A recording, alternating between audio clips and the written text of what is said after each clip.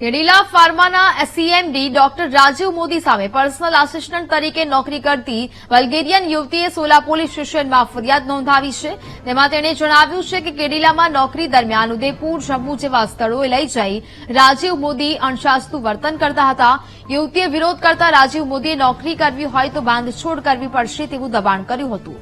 22 ફેબ્રુઆરીથી 26મી March દરમિયાન તેની સાથે ચારોડીમાં આવેલા ફાર્મ હાઉસમાં દુષ્કર્મ કરવામાં આવ્યું હતું. આ વાત કોઈને કહેશે તો જાનથી મારી નાખવાની પણ ધમકી આપવામાં આવી હતી. યુવતીએ કેડિલા ફાર્માના એચઆર મેનેજર જોન્સન મેથ્યુને જાણ કરતા તેઓએ સમાધાન કરવા કહ્યું હતું.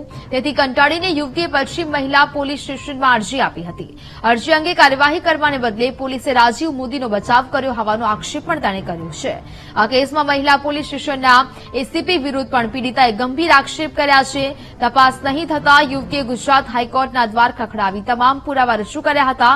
તેથી ગુજરાત હાઈકોર્ટે આઈપીએસ કક્ષાના અધિકારી પાસે તપાસ કરીને ફરિયાદ નોંધવા સૂચના આપી હતી. તેના પગલે સોલા સિવિલે રાજીવ મોદી અને જોન્સન મેથ્યુ સામે ગુનો નોંધી તપાસ હાથ ધરી છે.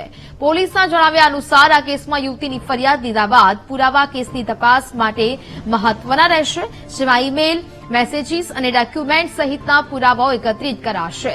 જ્યારે યુવતીના વિઝાને લઈને કરાયેલા આક્ષેપો બાબતે પણ તપાસ કરાશે તેમ પોલીસ દ્વારા જણાવાયું છે. ભોગ બનનારે પોતાની જે રજૂઆત ઓનરેબલ કોર્ટમાં જે લેખિત આપેલી છે અંગ્રેજીમાં એ મુજબની રજૂઆત અન્વયે તેમજ એમને રૂબરૂ બોલાવી પછી એની વિગત પૂછપરછ કરી અને તે અન્વયે જે પણ હકીકત જણાશે લાગતા વળગતા મૌખિક સાહેદોના નિવેદનો તેમજ ડોક્યુમેન્ટરી એવિડન્સ અને બનાવને સમર્થનકારક પુરાવા આધારે આગળની તપાસ હાથ ધરવામાં આવનાર છે. અમદાવાદની જાણીતી ફાર્મા કંપની કેડિલાના મેનેજિંગ ડાયરેક્ટર રાજીવ મોદી વિરુદ્ધ થયેલી ફરિયાદને લઈને પોલીસે તપાસનો ધમધમાટ શરૂ કર્યું છે.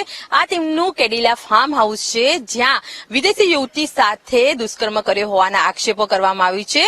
વિદેશી જે યુવતી જે છે જે બલ્ગેરિયાની આ યુવતી દ્વારા જાતીય સતામણી સહિતની ગંભીર કલમો હેઠળ જે હાઈકોર્ટમાં રીટ અરજી કરી હતી, ત્યારબાદ સોલા પોલીસ સ્ટેશનમાં ગુનો દાખલ કરવામાં આવ્યો છે. 2023માં બનેલી ઘટનામાં રાજીવ મોદી સામે ફરિયાદ દાખલ કરવામાં આવી છે, જેમાં દુષ્કર્મ અને છેડતી સહિત સતામણીને લઈને ગુનો દાખલ કર્યો છે.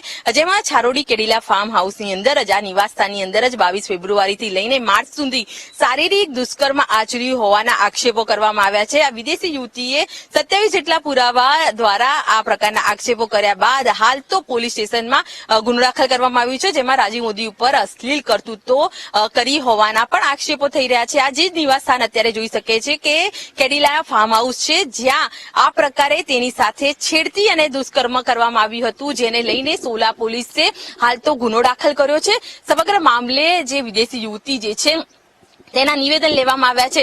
આ ઘટનાને લઈને હાલ તો જોન્સન જે થેમી નામના જે અન્ય વ્યક્તિના વિરુદ્ધ પણ ગુનો દાખલ કરવામાં આવ્યો છે. તો જે પ્રકારે બે વ્યક્તિ વિરુદ્ધ ફરિયાદ દાખલ કર્યા બાદ હાલ સોલા પોલીસે મહિલાનું તો નિવેદન લીધું છે, પરંતુ સમગ્ર જે કેસ જે છે, જે આક્ષેપોમાં છે, તેમાં શું તથ્ય છે તેને લઈને હાલ તપાસ હાથ ધરવામાં આવી છે. કેમેરામેન આશિષ લોડિયા સાથે અનિતા પટણી, વીટીવી ન્યૂઝ, અમદાવાદ.